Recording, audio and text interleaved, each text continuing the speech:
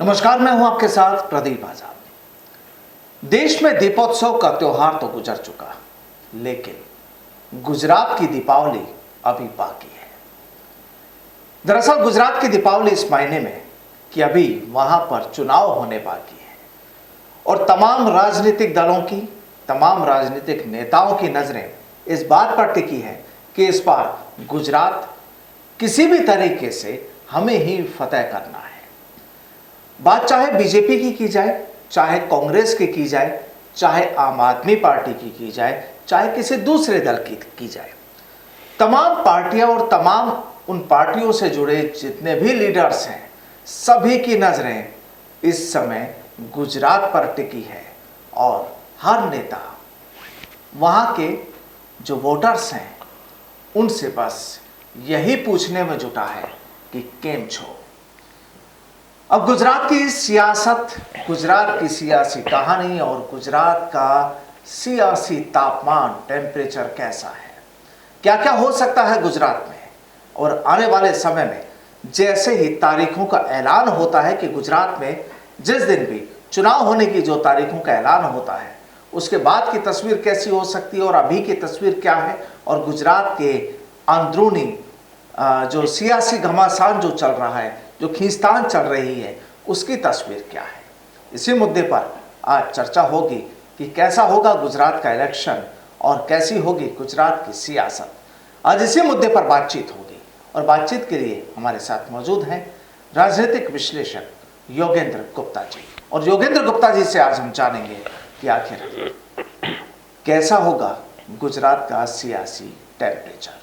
तो गुप्ता जी, क्या लगता है कि गुजरात की सियासत की तस्वीर क्या हो सकती है और मुख्य मुकाबला कांग्रेस, भाजपा और आम आदमी पार्टी, इन तीनों पार्टियों के नेताओं की कहानी या उनकी तबीयत कैसी लगती है? देखिए, गुजरात का चुनाव अपने इतिहास के सर्वाधिक रोचक दौर में है और ऐतिहासिक चुनाव होंगे। चुनाव इसलिए होंगे क्योंकि गुजरात भारतीय जनता पार्टी की प्रयोगशाला है।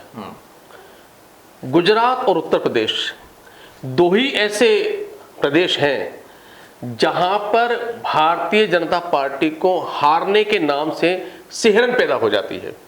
उन्हें लगता है कि अगर हम गुजरात में हार गए, क्योंकि गुजरात से नरेंद्र मोदी हैं, एक इमेज वाला सवाल, हाँ, इमेज वाला सवाल है, तो वहां उनके सिहरन पैदा होते हैं। गुजरात में वो हारने की कल्पना भी नहीं कर सकते। गुजरात में अब तक जो चुनाव होते रहे हैं, जो पिछले 27 साल से भाजपा वहां काबिज है वहां पर, तो अब तक मुख्य रूप से मुकाबला जो होता था भारतीय जनता पार्टी और कांग्रेस में हुआ करता था। भारतीय जनता पार्टी और कांग्रेस दोनों पुराने खिलाड़ी हैं, दोनों एक दूसरे से बॉलिंग और बैटिंग को समझते हैं। उनको मालूम है कि अगर हम ये वार करेंगे तो क्या प्रतिवार होगा, प्रतिवार होगा तो हमें क्या वार करना है। बिल्कुल। अब इन सब के मध्य में जो इस बार ऐतिहासिक चुनाव इसलिए होगा क्योंकि इन सब के बीच में आम आदमी पार्टी आकर खड़ी हो गई, एक नई टीम और आ गई, एक नई टीम आ गई। आम आदमी पार्टी का जो पिच है बिल्कुल डिफरेंट है। वो उस परंपरागत पिच पर खेलते ही नहीं है। ये कह सकते हैं कि कांग्रेस और भारतीय जनता पार्टी, ये मान लीजिए कि घास के पिच पर खेलने की आदी है, और आम आदमी पार्टी से जब उनको खेलना पड़ता है तो एस्ट्रोटर्फ पे खेलना पड़ता है, जहां बॉल बहुत तेज भागती है। अपने साथ लेकर आई है वो पूरा कारपेट, अपने साथ एक कारपेट लेके आती है, अपना साथ एक ओरा लेके आती है, अपनी एक आइडियोलॉजी को लेकर आती है वहां पर, और पूरी जहां लड़ती है पूरी ताकत से लड़ती है। तो वहां पर पिच ये चेंज हो गया कि भारतीय जनता, एक तरफ भारतीय जनता पार्टी है जो 27 साल से राज कर रही है, एक तरफ कांग्रेस है जिसने निसंदेह पिछले चुनाव में भारतीय जनता पार्टी को चने चबवा दिए थे, मतलब 100 के नीचे रोक दिया था उनको, और बड़ी मुश्किल से वो सरकार बना पाए। और एक तरफ आम आदमी पार्टी है जो अपने साथ अपना एक विजन लेकर आई है और जिसके पास खोने के लिए कुछ नहीं है, बिल्कुल, जो कुछ है पाने के लिए है। तो ऐसे में ये चुनाव ऐतिहासिक होंगे। इसका जो परिणाम होगा वो बड़े ही ऐतिहासिक अक्षरों से लिखा जाएगा उसके अंदर। लेकिन जब परिणाम आएगा तब आएगा, लेकिन परिणाम के पहले के जो वहां चुनाव प्रचार है, जो कहानियां वहां पर हो रही हैं, और जो हम इस सबका एक जो वहां पर एक मंडल देख रहे हैं, हवा मंडल देख रहे हैं, उसको देखते हुए कहा जा सकता है कि सिचुएशन रोचक है, ऐतिहासिक है, और भारतीय जनता पार्टी के लिए इतनी आसान नहीं है जितनी भारतीय जनता पार्टी कांग्रेस से लड़कर अपने लिए आसान कर लेती थी। मतलब तीसरी टीम की एंट्री होने से उसके लिए मुश्किलों का दौर शुरू हो गया, ये कह सकते हैं? देखिए, मुश्किलों का दौर शुरू हो गया नहीं हो गया ये अलग कहानी है, लेकिन पिच चेंज हो गया और जब पिच चेंज हो जाता है और आप जिस पिच पर खेलने के आदी हैं, अगर आपको दूसरी पिच पर खेलना पड़ेगा तो उसके लिए फिर हमें कहा जा सकता है कि मुश्किलों का दौर शुरू हो गया। पिच कैसे चेंज हुआ है?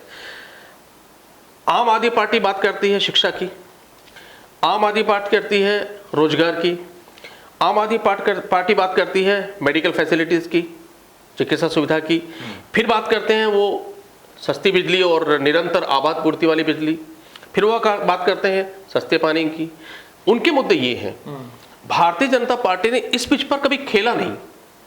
उनके मुद्दे तो हिंदू, मुसलमान, बड़े धर्म, संप्रदाय, अलग अलग उनके मुद्दे रहे हैं हमेशा। अब यहां पर जब वो इस पिच पर खेलने के लिए मजबूर हो गए, इसका उदाहरण भी आपने देखा होगा पिछले 8 वर्षों में, या जब तक नरेंद्र मोदी जी वहां पर मुख्यमंत्री रहे, कभी आपने देखा कि वो किसी क्लासरूम में जाकर उन्होंने फोटो खिंचवाया? आपने नहीं देखा होगा। कभी आपने देखा कि पिछले 8 वर्षों में शिक्षा के नाम पर कभी भाषण दिया गया हो? नहीं सुना होगा आपने। लेकिन गुजरात में जब आम आदमी पार्टी शिक्षा की बात उठा रही है तो वो क्लासरूम में बैठ करके फोटो भी खिंचवा रहे हैं। वो अलग बात है कि वो क्लासरूम असली था कि नकली था, ये भी बड़ा मुद्दा बन चुका है और अभी तक भारतीय जनता पार्टी की तरफ से कोई क्लैरिफिकेशन नहीं आया इसके ऊपर। तो ऐसा लगता है कि दाल में कुछ काला तो नहीं है। तो वो मुद्दा वहां पर बदल रहा है और एक तरह से कहा जा सकता है कि भारतीय जनता पार्टी को आम आदमी पार्टी के पिच पर आकर शॉट मारने पड़ रहे हैं और ये आम आदमी पार्टी की पहली सफलता है। दूसरा देखिए, गुजरात में क्यों भारतीय जनता पार्टी परेशान है? परेशान इसलिए है क्योंकि 27 साल के बाद में जो आम आदमी पार्टी ने पंजाब में कहा वही गुजरात में कहा जा रहा है कि आप ये बताइए कि 27 साल में आपने किया क्या? कितने स्कूल अच्छे बनाए, कितने कॉलेज अच्छे बनाए, मेडिकल फैसिलिटी कितनी अच्छी बनाई? और अगर आपने 27 साल में नहीं किया तो फिर अब आप क्या कर देंगे? अगर आपकी इच्छा शक्ति होती तो 27 साल में आप कर देते। आप पंजाब से तुलना कीजिएगा, पंजाब में भी ठीक इसी तर्ज पर चुनाव लड़ा गया था और यह बात कहीं कहीं जस्टिफाइड भी है कि आपको 27 साल के हिसाब तो देना पड़ेगा। और दूसरा जो आम आदमी पार्टी वहां पे कह रही है, जिसकी वजह से भाजपा मुश्किल में है, केजरीवाल वहां साफ साफ कह रहे हैं कि आप मुझे 5 साल लेकर देख लो, अगर मैं काम नहीं करूं तो मुझे वोट मत देना, जो उन्होंने पंजाब में कहा, जो दिल्ली में कहा।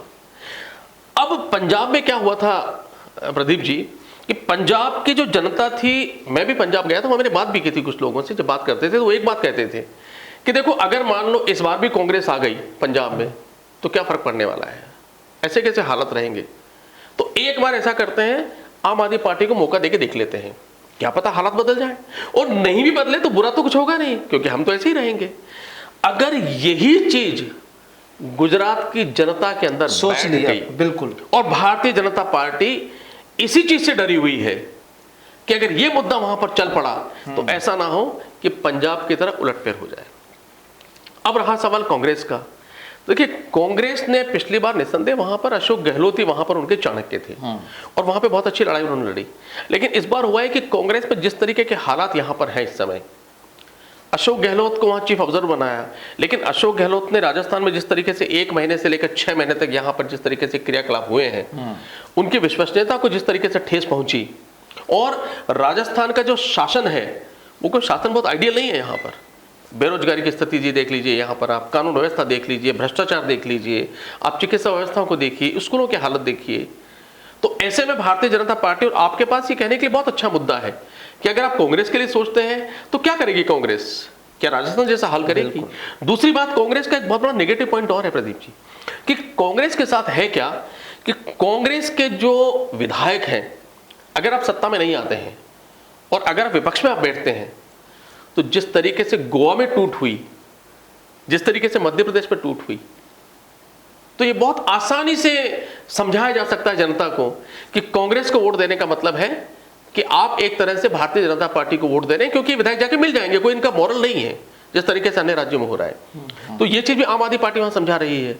तो ऐसे में भाजपा को डर ये है कि अगर कांग्रेस का वोट बैंक वहां छिटक जाता है और ये आम आदमी पार्टी की तरफ शिफ्ट हो जाता है, जो अभी कहा जा रहा है कि 14 से लेकर 24% तक ग्रोथ है इस वक्त आपके वहां पर, तो ऐसे में भारतीय जनता पार्टी के लिए मुश्किल पैदा हो जाती है। दूसरा, भारतीय जनता पार्टी क्यों वहां पर थोड़ी सी परेशान है, इसका एक दूसरा उदाहरण और आपको देता हूं गुजरात का, कि भाजपा वहां पर पुनः यह तैयारी कर रही है कि हम उन्हीं मुद्दों को उठाएं, भावनात्मक मुद्दों को। आपको लेटेस्ट आपने खबर पड़ी होगी कि भारतीय जनता पार्टी गुजरात की अस्मिता की बात करेगी कि देखो मैं गुजराती हूं, एक गुजराती को प्रधानमंत्री बनाया, एक को गृह मंत्री बनाया, तो क्या तुम हमें नहीं जिताओगे? इस तरह की बातें वहां पर करने की तैयारी हो रही है। तीसरा जो भाजपा के लिए असहज स्थिति वहां पर यह है कि आम आदमी पार्टी एक पल के लिए सोच लीजिए कि सत्ता में नहीं आती है और वहां पर मुख्य विपक्षी दल बन जाता है, जैसा कि पंजाब में बना था 2017 के अंदर। अगर वो बन जाता है तो आम आदमी पार्टी का ट्रैक रिकॉर्ड ये है कि अगर वो इस बार अच्छी खासी सीटें लेकर आ जाते हैं और अगर सेकंड पोजीशन में भी वहां पर आ जाते हैं तो फिर भाजपा के लिए नकेल डालने का काम हो जाएगा और भाजपा अगली बार भाजपा की सत्ता पर 100% खतरे की घंटी होगी। तो इसलिए भी वो यहां डरे हुए हैं और इसी का परिणाम यह है कि जहां हिमाचल प्रदेश में चुनावों की घोषणा हो गई, डेट डिक्लेयर हो गई, वहां अगर चुनाव आयोग चाहता था बहुत आराम से यहां पर डिक्लेयर कर सकता था, लेकिन उन्होंने अभी तारीखें घोषित नहीं की और अप्रत्यक्ष रूप से मीडिया में और बाकी राजनीतिक रूप से कहा जा रहा है कि उसके पीछे कारण ये कि ताबड़तोड़ नरेंद्र मोदी के वहां पर दौरे होंगे, अमित शाह के दौरे होंगे, वहां पर भावनात्मक मुद्दों को, क्योंकि इलेक्शन डिक्लेयर होने के बाद वो चीज आप नहीं कर सकते, वहां पर उद्घाटन होंगे, नई नई योजनाएं लॉन्च होगी और वहां की जनता को ये बताने की कोशिश की जाएगी कि हमसे सर्वश्रेष्ठ कोई हो नहीं सकता। तो ये जब सारी चीजों को हम कैलकुलेट करते हैं जिस तरीके की, और जिस तरीके से आम आदमी पार्टी के ऊपर अब अटैकिंग मोड में भारतीय जनता पार्टी है, चाहे वो मनीष सिसोदिया का मुद्दा हो चाहे कोई और मुद्दे हो, जिस तरीके से अटैकिंग मोड में है, उन सबको चीजों को देख के ऐसा लगता है कि गुजरात में भारतीय जनता पार्टी उतनी आसान स्थिति में नहीं। योगेंद्र जी, हमेशा से बीजेपी को टक्कर देने वाली कांग्रेस, उस बेचारी का कांग्रेस का क्या कोई नाम नहीं है? देखिए, कांग्रेस का नाम दो कारणों से नहीं है।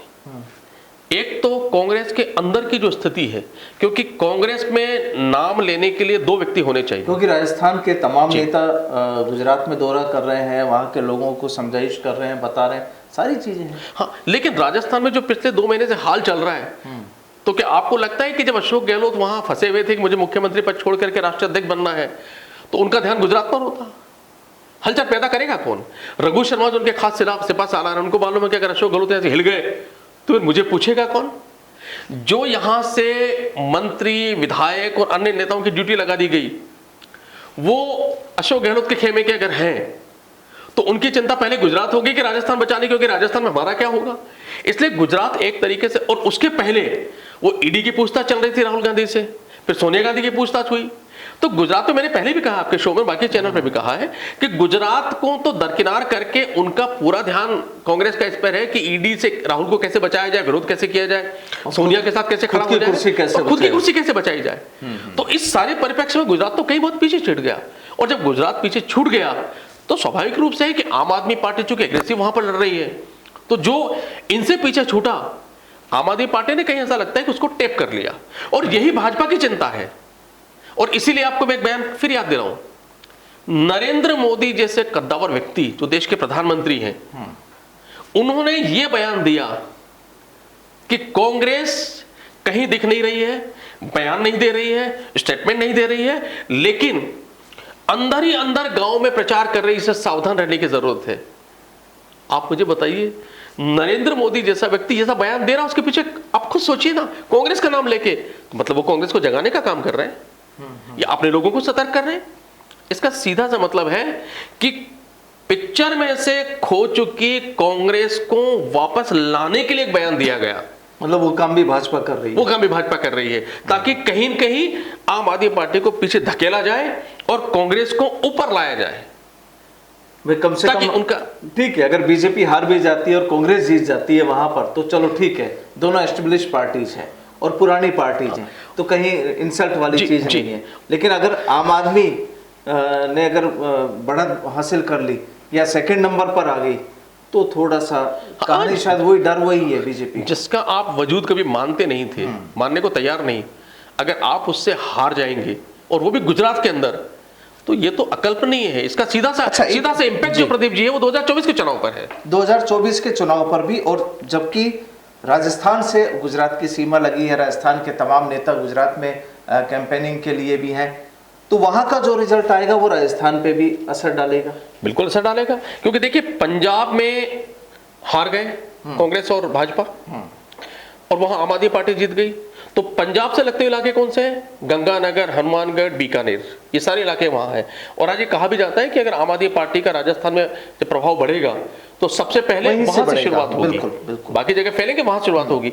अब अगर कल्पना कीजिए कि गुजरात में उलटफेर हो जाता है और आम आदमी पार्टी अच्छी खासी सीटें वहां पर ले आती है और सरकारें बना लेती है, तो उसका गुजरात की असर फिर सीमा से लगते हुए जितने भी जिले वहां हैं, बेल्ट होगा। वहां तो देखिए, इधर तो आपने पंजाब से लगती हुई सीमा, फिर गुजरात से लगती हुई सीमा, और अगर वहां पर अच्छा रिजल्ट आ जाता है तो फिर अगले साल 3 स्टेट में चुनाव है।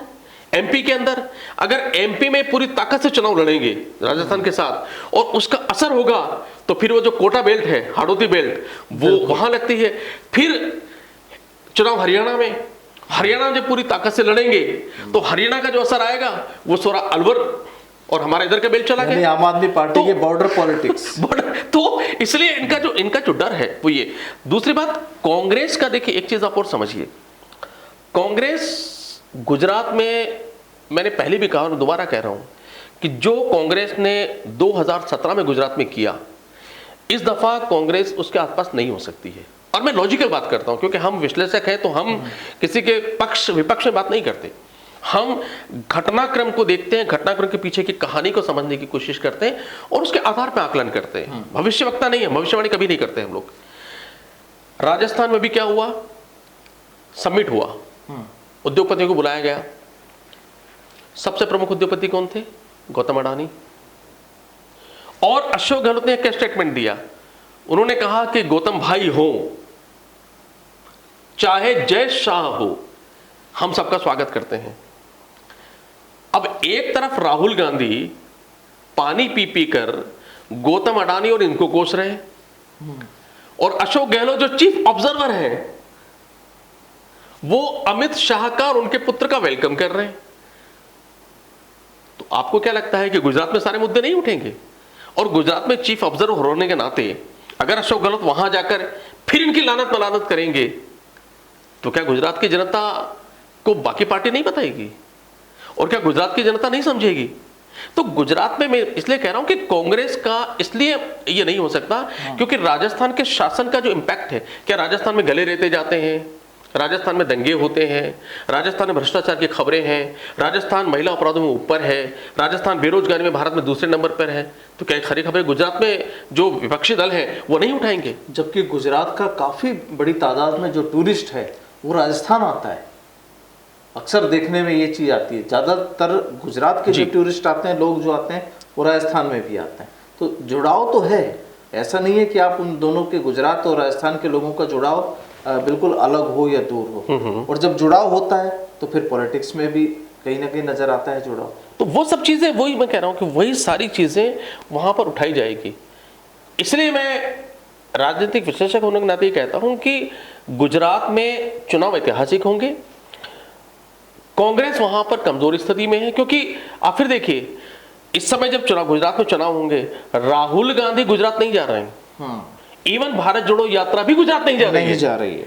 ना वो दौरे कर रहे हैं, ना वो सभाएं करेंगे, ना वहां पर वो भारत जोड़ो यात्रा को लेके जाएंगे। तो एक तरह से ये भी तो मुद्दा वहां पर उठेगा कि कांग्रेस कहीं ना कहीं अंदर खाने मान चुकी है कि गुजरात में हमारा वजूद, क्योंकि वो राहुल गांधी के ऊपर एक और फेलियर कैंपेनर का तमगा नहीं लगाना चाहती, नहीं लगवाना चाहते बिल्कुल। इसलिए राहुल गांधी को लेकर तो कांग्रेस जब प्रचार नहीं कर रही है, स्टेटमेंट नहीं दे रही है, राहुल गांधी को लेके नहीं आ रही है, सीनियर लीडर जा नहीं रहे हैं, वहां पर कोई हंगामा नहीं कर रहे, तो फिर कैसे में भी हम माने कि वो वहां फाइट करना चाहते हैं। और बीजेपी की यही परेशानी है, यही परेशानी है। उनको कई बार ऐसा लगता है कि कहीं ऐसा तो नहीं है, क्योंकि उनकी परेशानी, अगर ये इतना आइसोलेट हो जाएंगे, शांत हो जाएंगे, और क्योंकि पिछली बार आप याद करिएगा, भारतीय जनता पार्टी और कांग्रेस के अंदर जो वोट थे वो तकरीबन 24-25 लाख वोटर का फर्क था। इतना ही डिफरेंस रहा है। अगर ये 25 लाख वोट इनके पास और आ जाते तो भारतीय जनता पार्टी की सरकार नहीं बनती। तो उनको डर यही लगा रहा है कि अगर कांग्रेस ने वहां पर, जो कांग्रेस का वोट बैंक है, अगर उसने मान लिया कि कांग्रेस आइसोलेट हो चुकी है और कांग्रेस को देने का मतलब वो उसको वेट करना है। बीजेपी का तो दोनों ही डर है ना, कि अगर वो जीत जाते हैं तो सेकंड नंबर पर आम आदमी पार्टी, और अगर हार जाते हैं तो आम आदमी पार्टी पहले नंबर पर। तो यही डर बीजेपी, यही तो मैंने कहा, यही मैं इसलिए कह रहा हूं कि जो गुजरात में इलेक्शन समय पर नहीं हो रहे हैं, कहा यह भी जा रहा है कि गुजरात में जो इलेक्शन होंगे हो सकता है कि वो एमसीडी के चुनाव के साथ हों। एमसीडी चुनाव चूंकि बहुत जबरदस्त होने वाले हैं दिल्ली में इस दफा, तो ऐसे भी संभावना व्यक्त की जा रही है कि एमसीडी के साथ गुजरात को चुनाव करा दो, आम आदमी पार्टी के आम आदमी पार्टी, तो आम आदमी पार्टी के सारे लीडर एमसीडी चुनाव लड़ेंगे कि गुजरात इनको बांट दो, ये भी कहा जा रहा है। तो इस तरह की चर्चाएं भी है जो मीडिया जगत में या राजनीतिक जगत में, इस तरह की चर्चाएं भी है। तो ये सारी चीजें बता रही कि भारतीय जनता पार्टी गुजरात को लेके सेंसिटिव के साथ असहज हो चुकी है, और इस असहजता में ही आम आदमी पार्टी की विजय है, क्योंकि उनको भी समझ में आ रहा है। तो गुजरात का जो चुनाव होगा, इसलिए मैंने पहले आपकी शुरुआत में यही कहा डिस्कशन में कि गुजरात का चुनाव किसी और के लिए हो ना हो, पर इस बार ऐतिहासिक होगा। इसका जो भी परिणाम हो, चाहे वहां परिणाम किसी भी दिशा में जाए, हम परिणाम नहीं जाते, क्योंकि परिणाम देखिए जब चुनाव होते हैं बिल्कुल, तो राजनीतिक पार्टियां बहुत सारे ऐसे काम करती हैं जिससे परिणाम अचानक लास्ट मोमेंट के ऊपर भी बदल जाता है या उससे है। प्रभावित होता है। इसलिए मैं अंतिम परिणाम पे नहीं जाता, लेकिन मैं सिर्फ ये कह रहा हूं कि जो चुनाव कैंपेनिंग है अभी तक की जो तस्वीर है अद्भुत वो है, सीधी सी बड़ी वो अद्भुत है और ऐतिहासिक है और बड़ी इंटरेस्टिंग है। और गुजरात का जो चुनाव होगा, उसके जो कैंपेनिंग है और उसके जो रिजल्ट है, वो भारतीय राजनीति को आने वाले कल में आगे तक 2024 तक के लिए असर डाल सकते हैं, प्रभावित कर सकते हैं। तो बिल्कुल देखते हैं अब कि गुजरात यानी राजस्थान का पड़ोसी राज्य गुजरात आखिरकार इस राजनीतिक मानचित्र पर किस तरह के रंग बिखेरता है और क्या क्या चीज़ें नज़र आती है। क्योंकि जाहिर सी बात है, रिजल्ट नतीजों के बारे में अभी नहीं कह सकते, पहले तारीखों का ऐलान होगा, चुनाव होंगे, उसके बाद देखा जाएगा। लेकिन हाँ, जो सिचुएशन बनी हुई है, वाकई बीजेपी इस समय दो राह पर नज़र आती है। जीती तो मुश्किल, क्योंकि जो फाइनल एक कंक्लूजन निकला कि कांग्रेस अगर अपने आप को बैकफुट पर मान लेती है, वो ज़्यादा दमखम नहीं लगाती है, या अंदरूनी जो भी उनकी सोच हो, और अगर आम आदमी पार्टी और बीजेपी के बीच ही अगर जंग होती है, तो बीजेपी के लिए सबसे बड़ी मुश्किल ये कि वो जीतती है तो फिर आम आदमी पार्टी सेकंड नंबर पर रहकर उनका कुर्ता खींचेगी, और अगर हारती है तो फिर ये कहा जाएगा कि नए नए लोग आए और उन्होंने इस सालों पुरानी भारतीय जनता पार्टी को किस राह पर लाकर खड़ा कर दिया। और वो भी गुजरात, वो जगह जो मोदी और अमित शाह का राजनीतिक ठिकाना माना जाता है। बहरहाल चर्चा होगी आगे भी कुछ इसी तरीके से, और देखते हैं आने वाले वक्त में और क्या क्या तब्दीलियां और क्या नए रंग नजर आते हैं। बहुत बहुत शुक्रिया योगेन जी हमारे साथ जुड़ने के लिए। नमस्कार।